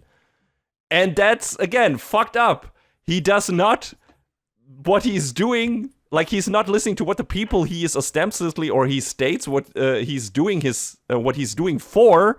He doesn't listen to what they actually want, and that pushes him more into villain territory than they could have done if he, turned around and actually listened to these characters. But he's so driven and single-minded that never comes up, and it was a bit of a bummer. I mean, I like a clear-cut villain, but I also would have liked to have more moments of introspection where he questions his own ideals and everything, and then for another reason still decides to go further. But, he mostly does that because he can't accept his own sins and doesn't want to atone for them, which is okay. It's a good motivation, don't get me wrong, and I like that is in there, but I would have liked to have more of that. And it just, he becomes such a despicable asshole by the end that I get your point of you not wanting to accept any kind of effort on the side of the show of redeeming him, which I totally get it, John. I mean, there is all of that in, like,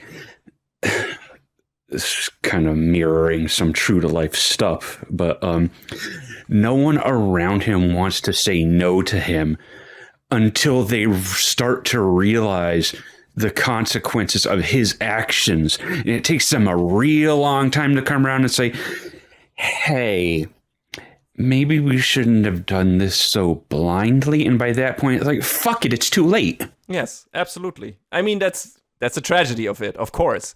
And some people don't even do that. Legato. But, you know, Elandira does it. Even more so, though, because she realizes that he doesn't care about her. I guess the Doctor does it in a... Does it? I mean, he doesn't really do it, but he at least admits that it might not be the best way, but he also doesn't see any other way. Yeah, I mean, Dr. Conrad he's interesting because he definitely knows what's going on. It's like, maybe this isn't the right way, but he doesn't have like a solution for any of this. So he's just sort of like doing what he can to make up for his own mistakes. And I think that's interesting for him, at least. He doesn't really have a vision for atoning for his past sins, and he feels like Knives, what Knife is doing is one way to achieve that.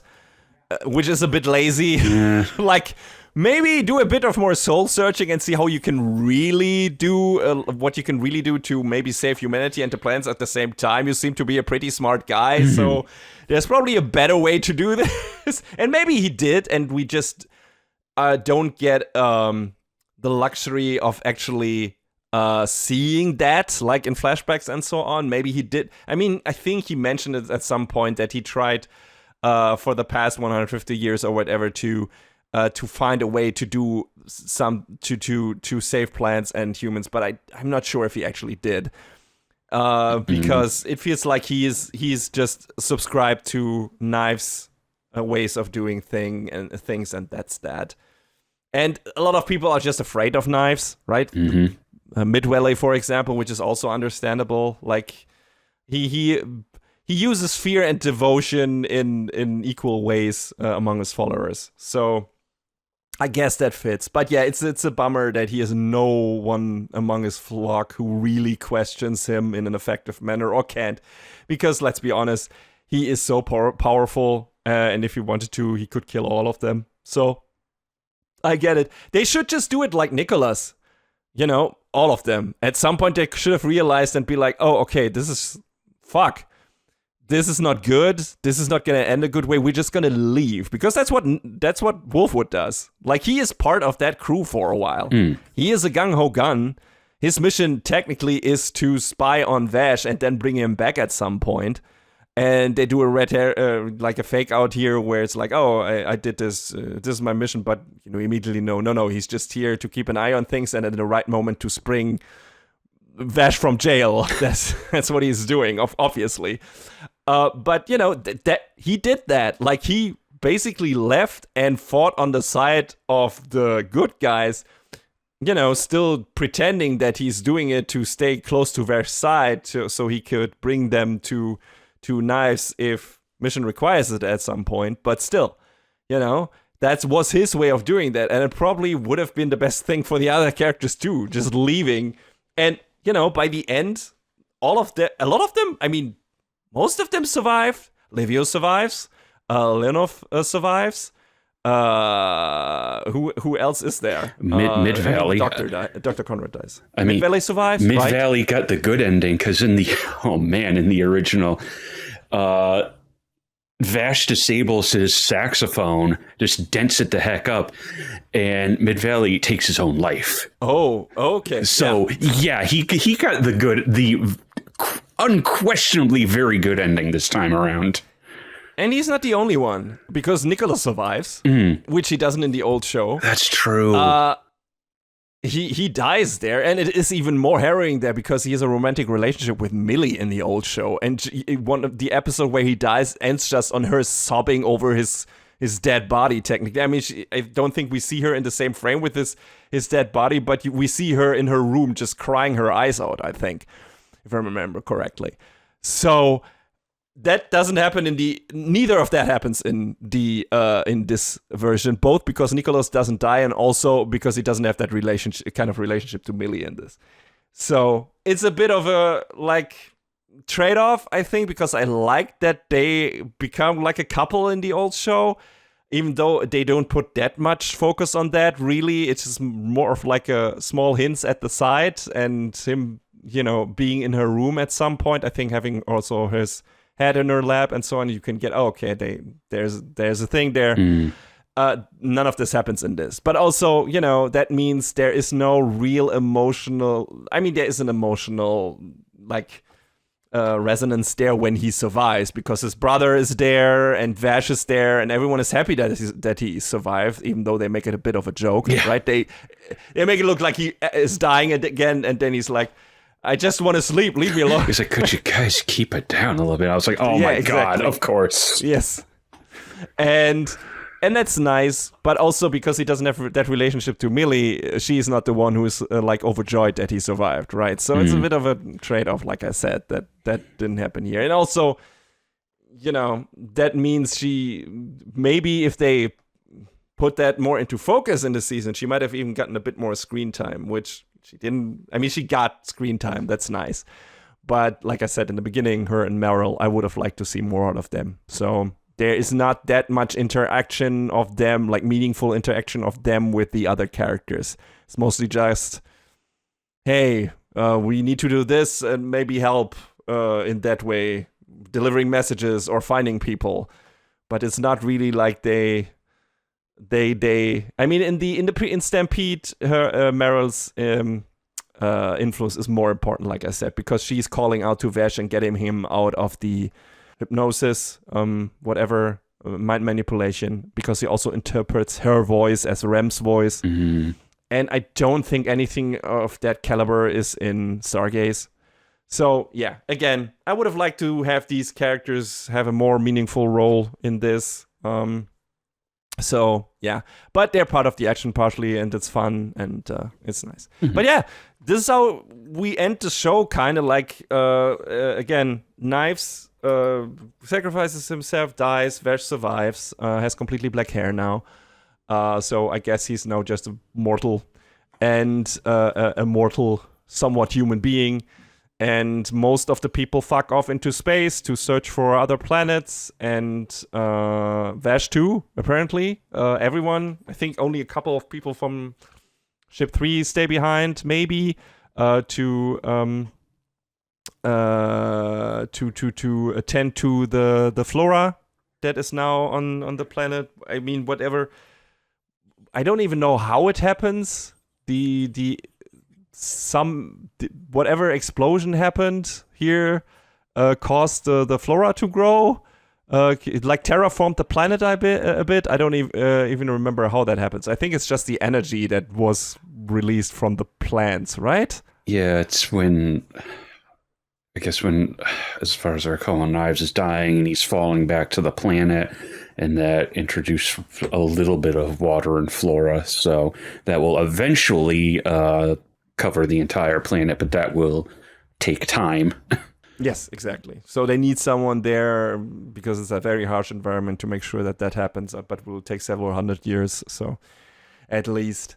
And so and the rest of the people fuck off into space. So yeah, pretty nice ending, like for like a 24 episode run. A lot of story, a lot of character development, especially when it comes to Vash and Knives and Wolfwood, and I guess to an extent Livio, and some of the side characters, at least Knives and Roberto in the first season, but not Knives and Roberto, Meryl and Roberto in the first season. Not as much for Meryl in the second season, same for Millie. Some of the villains get some interesting bits, like Mid-Villy, a lot more interesting than in the old show. And yeah, Legato, not so much, like I said. But I would say the positives definitely outweigh the negatives in this. And let's not forget the amazing visuals, production values in general. The soundtrack from beginning to end is fucking incredible and got me really emotional at certain moments. And the show just looks so goddamn good. Like Orange, just when they're firing on all cylinders, it's a sight to behold. They are unmatched when it comes to CG anime, which is not saying a lot because that bar is very low, but they have raised it so much. So I wonder what will happen, and what they will do in the future, because I don't think we will get another season of this. I haven't read the Trigun Maximum manga or whatever. I don't know if there's more story to tell here, but I doubt it, because this now, in contrary to how the first season ended, feels like a definitive end for these characters.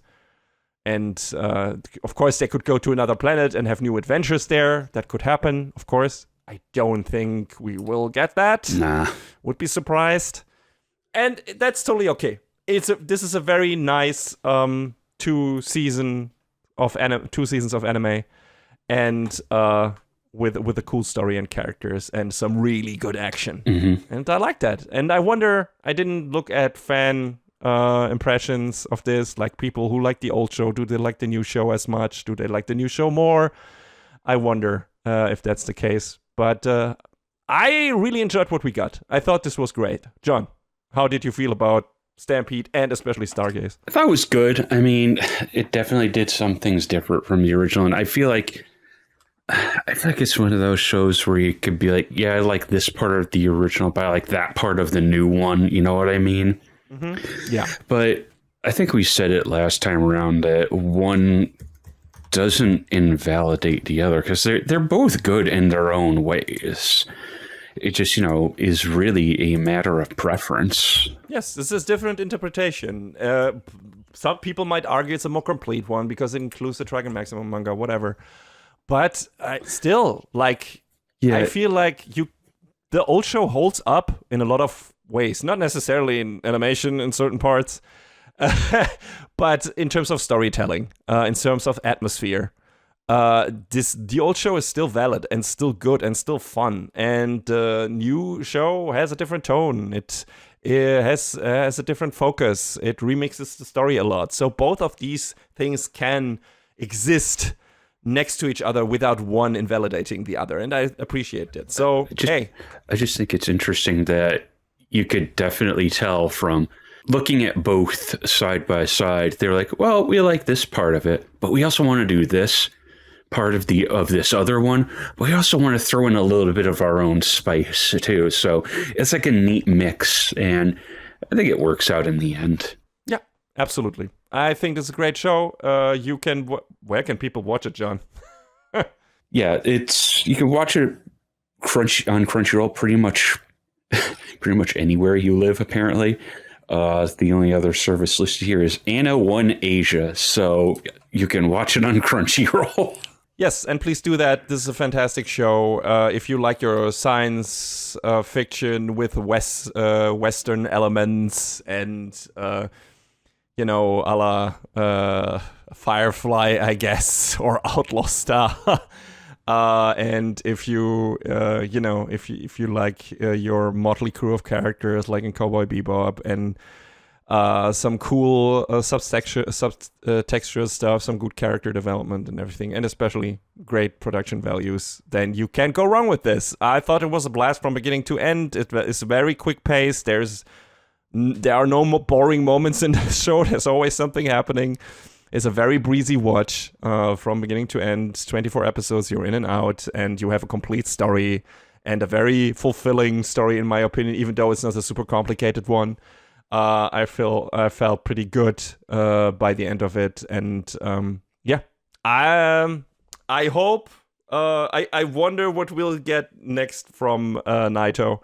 I am not up to date on any of his projects. I don't know if Blood Blockade Battlefront is still running. We're not going to get another season of that probably. But I was actually looking it up earlier while we were talking. So I was like, wait a minute, is it a complete adaptation? And yes, it is. Asterisk. Uh-huh. So there was a second run of the manga that came after that, which is now complete. And now there's a third run of it. So I guess if they want to adapt, the second run of it, that is complete and, there from beginning to end. Who knows? Okay, so we might see another version of that. And interesting. And again, watch Trigun. It's a good time. Mm-hmm. And I'm glad we got not only one, but 2 helpings of our favorite trigger, Unhappy Typhoon, to entertain us.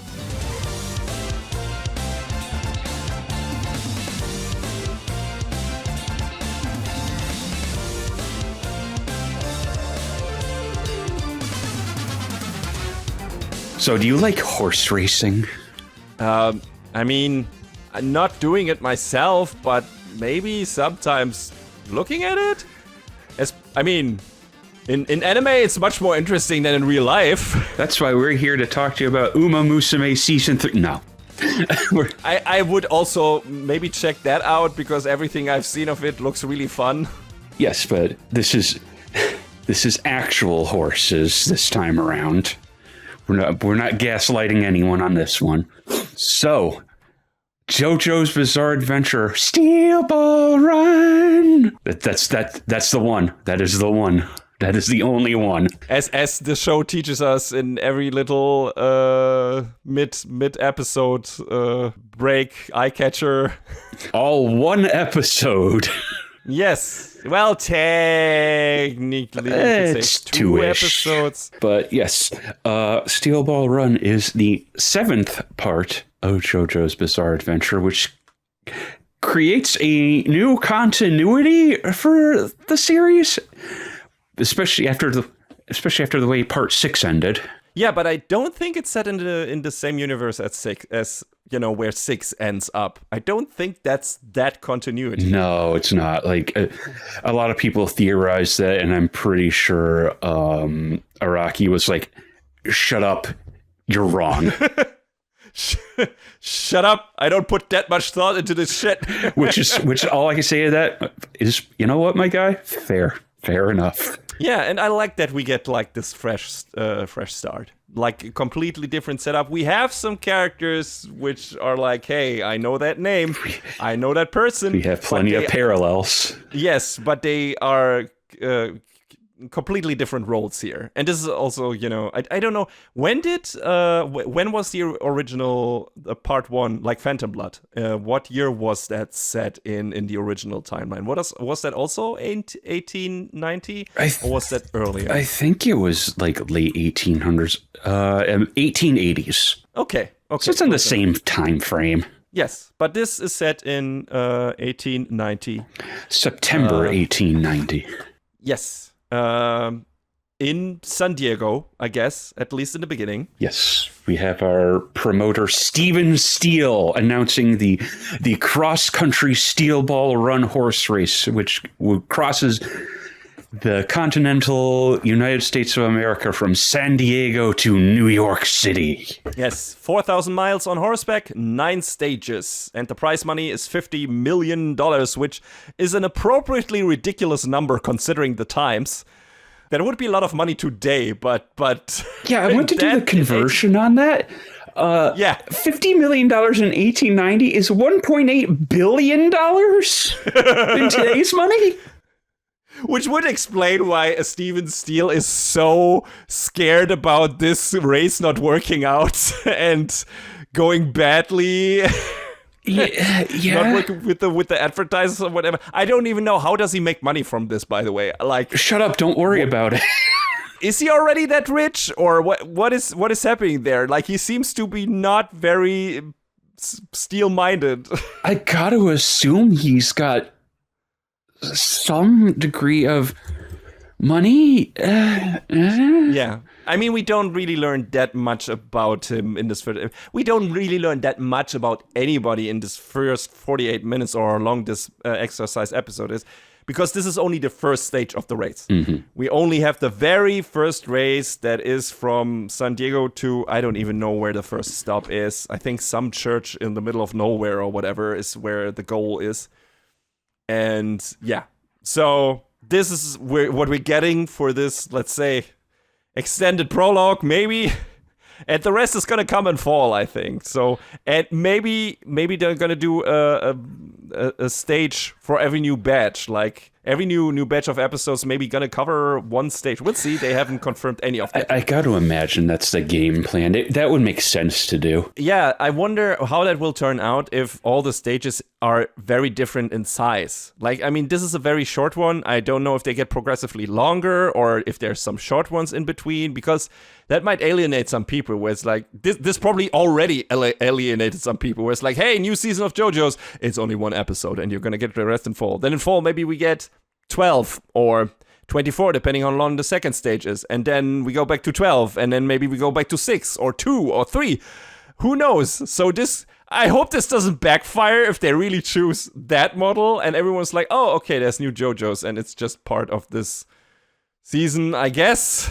It's a very unusual way of doing things, definitely. Yeah, I'm looking at the length of each race, just the race itself, not any other spoilers, and they all seem to be about the same length, except for maybe like the 7th and 5th stages. All the others seem about the second stage looks like it might be a little bit of a long one. So okay, yeah, so we'll see. They went from the San Diego West Coast Beach to the Santa Maria Novella Church, which looks like it's still in California, like maybe right on the border. I think the upside of doing it this way is giving maybe the animators enough time to really like focus and put the work in and not having to crunch that much and whatever, because it's a limited number of episodes and is not adhering to a strict seasonal model with a certain amount of episodes, which I guess Netflix is the correct platform to try something like that, because they, either release stuff in binge batches, or sometimes they do weekly episodes for anime, but this is rare. And this is a new thing where it's like, okay, maybe if they do it really just by stages, this might actually help animators, depending on how many episodes there are, to give us the most quality they can muster for this, because they can take as much time as they want, because they don't have to necessarily be like, okay, this needs to be 24 episodes again the next season, and then again 24 episodes, and we need to cover this and that much. And they can be like, no, we just need to do as many episodes we need to cover this part of the race, and we can take as much time as we need for that. We'll see. It will be super interesting. But I don't know about you, John. I felt like the animation quality in this first stage was comparably great when, looking at some of the other JoJo stuff, considering how hyped this part was. I feel like this looked really good for JoJo's show. How did you feel about it? They basically went whole hog on this. And a lot of people, I know, were kind of confused about the format of the show and like, oh, what do you mean they can't release more than one episode at a time? Maybe this is the reason why. And the fact that I guess you could put a little bit of it on Netflix too, because who knows what their release schedule is sometimes. But you could tell David Production was looking at that and they were like, we're going to do this right. Yeah, it definitely feels like it. Like they put like their A-team on this, which of course would probably did have an effect on Fire Force. But that's what I already assumed. So, but hey, at least it pays off for JoJo's fans, and we are JoJo's fans. So this looks great. This sounds great. Like the soundtrack is really cool and triumphant in this, and fun. And they even mostly managed to overcome an animator's biggest nightmare, a horse in motion. Right. Like, there's some scenes where, like, very few scenes where they're like, the horses don't look that good in this. But in a lot of scenes, and this was one of the things that you could be rightfully worried about before watching this, the horses look great. And I guess this is important because they are also, like, side characters in this. Like, all the horses in this have strong personalities. They have names. Like, I feel like a lot of the horses in this have now gotten the musical names, the band names. One of whose horse is this? Is this Gyro? No, Gyro's horse is Valkyrie, right? Mm-hmm. I think it was Dio. Yeah, Diego's horse is Silver Bullet. Oh, Diego's horse was Silver Bullet. Yes. Okay, yeah, right. No, there was another one that was clear. Ghost Rider. Ghost Rider in the sky. Ghost That's Rider it. in the sky, right? Yeah. I don't know whose horse that was, but it was Mountain Tim, apparently. Yes, exactly. So that fun is still in there, which is crazy. I had a friend over from the Netherlands, and he's also a big JoJo's fan, and he loved the first stage of this. And he was not aware that there are musical references in JoJo. So he didn't pick up on that because he watched the dub. And they changed all the names in there, as you recall. And I was like, hey, I wonder what musical names are going to be in this. And he looked at me funny and I was like, didn't you know that? Oh, right. And we played the All-Star Battle game. And I told him, oh, this character is named like that in the original, and this character is named like that in the original. And he was like a whole new world opened up to him. and I said, yeah, well, I guess you gotta watch the Japanese version now, or rewatch it. And he was like, yeah, I guess I gotta. So, but yeah, that as a small aside. So yeah, that shit is still in here and it's fun. So who do we have as our important characters here, John? Because there are a couple that we get introduced to already in this first stage. Oh, I feel like our big three here are probably Johnny Joestar, who was a former jockey prodigy, and then he got injured, and now he's paraplegic, and he has to roll around in a wheelchair, and he can't really race as well anymore. So, but then he runs across Gyro Zeppeli, International Man of Mystery. And yes, who has Go Zeppeli printed on his gold teeth. Yes. What the fuck does he think he is? Like, who the fuck does he think he is? Inspector Gadget? And his belt buckle points down towards his crotch because, sure, dude. It would. And he has these mysterious steel balls. Mm-hmm. And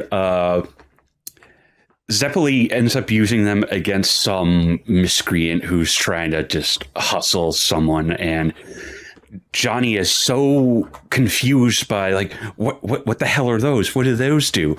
And when he touches one, it causes his legs to like twitch, almost like he can move them again. And he's like, well, now I need to know what the hell these things are. Yes. I wonder, like, if this is if there are still stands in this. Like, is Araki bringing them back for this? Are we going back to a Harmon-esque kind of power? Because we didn't see any stand manifestation on these steel balls yet. So, I don't know if that's the case, but I think in the All-Star game, the Steel Ball Run characters have stands. Or maybe the horses do? Maybe the horses are their stands? As far as I recall from what I played of All-Star Battle, it was like horse on, horse off. Like you didn't really have a stand button like some of the other characters did. But yeah, there's all of that. And then one of the big rivals in the race is one Diego Brando. Everyone calls him Dio, though. Like, of course they do. Yes, they say Diego Brando in the beginning, and then from that moment on, everyone says Dio, and I'm like, okay. And I mean, it even says Dio on his hat. Yes, that's true. That's probably, I guess that's his nickname in this universe, like in this show. While in the old show, his name was really Dio. And I love that when his theme starts playing, it's like the leitmotif of Dio's theme from the older parts, and I was just like, oh, that's so good. I didn't pick up on that. That's cool. Oh, it's so good. Yes, in general, like I said, the soundtrack is great.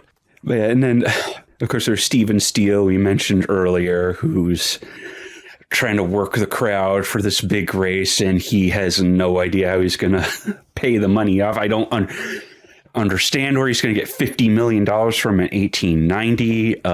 He addresses the crowd about the entrance fee for this race being $150, which let's convert on that real quick. Okay, yeah.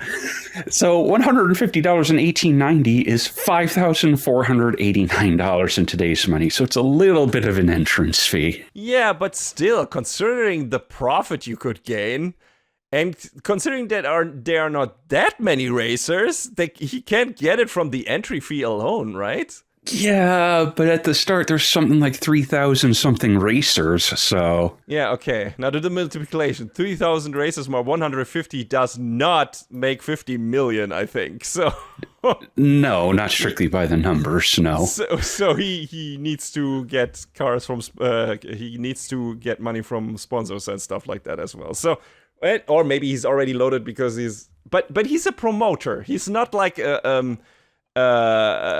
company magnate or whatever, like, so maybe he's got a lot of sponsors. Yeah, I wonder, there's probably gonna be some twists down the road to all of this, like to his character as well. I'm really interested to see where they go with this, and also his side characters. His female assistant is probably more important than we think. So yeah, but who else do we have? We've got Umid Avdul and riding in on his camel. He wouldn't even be worth mentioning considering how quick he's out of the race if he wasn't Avdol. Yeah, right, exactly. He's really like in there as a cameo, as a joke cameo, really. Oh, it's the guy from Stardust Crusade. Oh, he's out. Yep. We've got Poco Loco, who is... Lucky guy. He sure is a character, but luck is on his side. And yeah, for now. And of course, his horse is named Hey, like the Outcast song. Yeah. So yeah, he's fun. He knows that he's a very lucky person, or he says that at some point, and that seems to hold true because he talked to a fortune teller, and we know that fortune teller. She probably doesn't have the same role in this, but we know her for Phantom Blood. So, big think. Yeah. So I don't know if she has the same kind of influence. I didn't see an arrow flying around, so yeah, it was pretty interesting seeing her, and yeah. So wonder if his luck is also some kind of stand power or whatever. Probably, but the funny thing is, the way it presents itself, it's not like only that the tide is often turned into his favor, like in a ridiculous way. The funny thing is, it always looks like he's gonna fuck himself up severely, like he's in a real bind, and then that turns into the most ridiculous lucky thing that could happen. Like his horse stumbling over like the carcass of a cow, and then him and his horse surfing on that carcass down a slope. It's incredible. Bro's dumb luck is going to carry him across the finish line. Yes, and yeah, that's him. And then I think we have one final big, or at least the show presents like and then there's Sandman. The guy who just runs. Yeah, he don't need a horse. He just run. Just do big running. Who's the Native American guy? Which, you know, I hope Araki, you know, that doesn't... I feel like there's not too much stereotyping going on, aside from the white man is blah, you know, stuff that him yelling all the time. But you know, it's interesting that he, you know, is just running, which is probably his power, that he has superpowered legs or whatever. And that keeps it, like, in general, I expected everyone to use a horse, but we also have a guy who tries to use a car and then realizes that running in that age, a car across the entire continent would be way too heavy on the fuel usage. So he's out immediately as well. There's some nice one-off jokes in this. He was like, oh, one of them is using a car. That's going to be interesting. We'll see how that... No, peace out. So we're going to stick with horses and feet, I guess, at this time. And yeah, the show makes it look like our main focus characters are going to be Johnny, of course, Jaro, Diego, Pocoloco, and Sandman. And we'll see who else is going to become important down the road. But these five seem to be the guys who are going to compete for the prize money. So, yeah, that's going to be super interesting. And kind of that's kind of all there is to this first episode. I mean, it's not super long. We gotta get close to talking longer about it than the actual episode runs, so you might as well have just watched this instead of listening to us. But it's nice that you're listening to us. Thank you. But yeah, this was just super fun. It's got real wacky racist energy, like so much ridiculous shit happening. Some cool super moves. Like Diego has this thing where he can basically do like, I don't know, like phantom shift or dash to the side, like like he disappears for a while and then suddenly is somewhere else because he is able to move his horse so fast and use the wind stream shadow whatever of the people in front of him to his advantage to overtake them. He shows himself to be really good at reading the horse's moves and using that to his advantage too. Yeah, we have that. Then we have, of course, even more ridiculous shit with Gyro and his steel balls, where he just uses them to propel, just attaches them to, in one scene, to the ass of his horse, and that propels the horse into the air, and like Kid doing turbo boosting from Knight Rider, and then we have another scene where he attaches them to his cape, and he's using them like, I don't know, rocket boosters or whatever. It's nonsense, but it's cool. Yeah, it is. Which is pretty much par for the course in terms of JoJo's. You got a lot of bullshit and nonsense, but it's all very cool and funny and fun. So yeah, This is that, just, in the Wild West with horses. And I'm super interested to see where this goes, because this first extra long episode was incredibly fun and funny and good. So, I loved it. I thought David Pro was hitting it out of the park in terms of production values. The animation looks great. The music is fantastic. And, everything looks like maximum effort. So for sure. That's what all of us wanted. Like, I mean, I haven't read the manga, but I've heard so many times people saying, hey, Zebra Run is the best part. And you have no idea how fucking crazy it gets. And that is saying something in terms of fucking JoJo's. Compared to everything that came before, yeah. So we'll see. I'm really interested to see, is Dio even gonna be the main bad guy in this? Are they gonna stick with that? Or is something else happening? Because right now, I guess somewhat the main antagonist is Gyro, or the guy with the biggest power set. So... And I mean, Zeppeli was the guy who taught Jonathan in the original how to use his powers, and that is the same thing that is probably going to happen here. So this is probably going to be a bit of a redo remix situation of well-known relationships from the previous parts, but also doing some completely new things due to the different environments and different story setup and so on. And I'm down with all of that. I love that, and I hope we're probably going to get a couple of years out of this, considering... At least. Yeah, Steve Brown is one of the longest part. I don't know if it's the longest.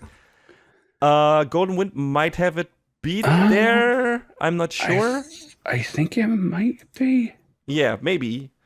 So, we're gonna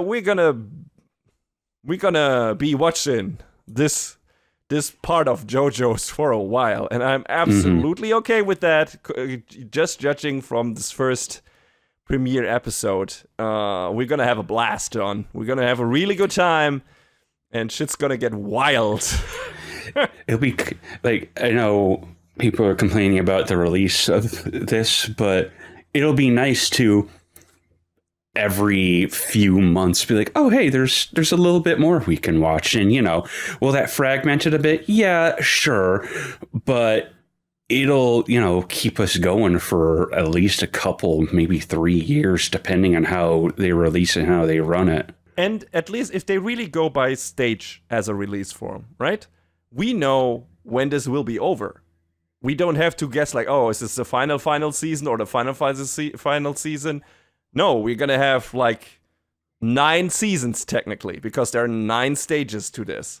I assume depending on how they might compress some parts, Yes, if they compress them, right? Like my assumption was, hey, if they give us 1 episode for one stage instead of doing stage 1 and 2 in one season, one normal seasons.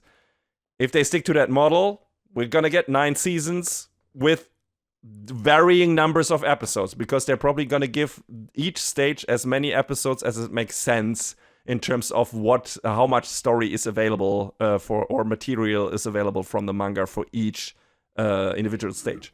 Okay, it looks like JoJo is slightly longer than Steel Ball, yeah, by like three chapters, 3 volumes. I think it's 3 volumes. It's also a nice thing to know in the back of your head, right? That even after this, we're not done with JoJo's. There's JoJo Leon, now there's JoJo Lands, which also looks really cool. So hey, we're not gonna run out of JoJo's anytime soon, which is a good thing to have. I mean, David Production already lived up to their initial promise of doing parts 1 through 6. Because if you go back and look at some of like the old intro sequences, you see pieces of all 6 parts in there. And it's like, okay, so they were just like shooting for the moon and saying, yeah, we're going to do all of this. This is icing on the cake, basically, that they're continuing to go even further. And I mean, 1 through 6, capping that off makes sense because it's the same shared universe, right? It's the same timeline. And now they're rebooting that. And I don't know if JoJo Leon or JoJo Lands are in any way connected to Steel Ball Run or to the other universe or to the new universe that was created by Stone Ocean or at the end of Stone Ocean. No idea. But I'm really interested to find out down the line. But it's going to be a couple of years before we get to JoJo Leon and to JoJo Lands. Unless you want to read the manga, which, hey, I can wait. I'm totally okay with seeing what David Production does with this, and because so far I have been super happy with their output. Of course, there's a varying degrees of quality in the different seasons. There were choppier. I mean, Phantom Blood did not look great, and there were definitely some choppy parts in, some in Golden Wind and definitely in Stone Ocean. But they were fun. All of those were every part of JoJo's is at least fun, and some of them are genuinely great. So, hey, I assume the same will apply to Steel Ball Run, and judging from what I've heard about this, about the part, and judging from how good this first episode looks, not being caught in the usual first episode trap, because a lot of anime, at least back in the day, had the first episode look like gangbusters, look amazing, and then all the other episodes look like shit. And I don't think that will happen here. That's not how David Production works. And considering they take a lot of time to even get to the next stage, like that is coming in fall, this is gonna look probably the best JoJo has ever looked all the way through. So I'm absolutely happy with what we got for now. I'm looking forward to getting more. Don't rush it, guys. Take your time. We'll wait. And I just looking forward to see the best version of this thing that they can deliver. For sure.